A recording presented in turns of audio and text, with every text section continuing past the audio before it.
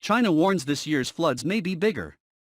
China's flood prevention network has been called on to prepare for a bad situation when all 97 rivers have exceeded warning levels. This year's rainy season comes earlier than usual, but everything is still under control.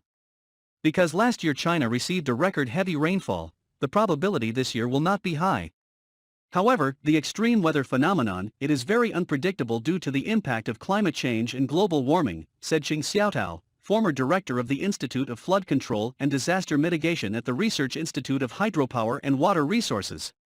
Observers said that because this year's rainy season comes earlier than usual, the Three Gorges Dam project may have to deal with and regulate larger floods than last year. The domestic irrigation scientists also warned that the media should therefore not necessarily exaggerate the conspiracy theory of this giant dam. Recorded yesterday afternoon, along the Yangtze River Basin, also known as the Yangtze River, all 47 artificial reservoirs have been prepared for flood discharge, with a total control capacity of 69.5 billion cubic meters of water. The water level of the Three Gorges Reservoir was 150.83 meters on Wednesday, and is expected to fall below the water level, said Wang Wei, an official with the Flood and Drought Disaster Prevention Office under the Ministry of Water Resources. Flood warnings before June 10.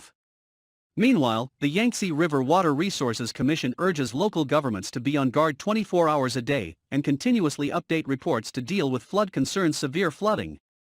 According to China's Ministry of Water Resources, early flooding is likely to occur in 7 major river basins because, starting in May, water levels in 97 rivers across the country have all exceeded warning levels, increasing by about 10% compared with the same period last year.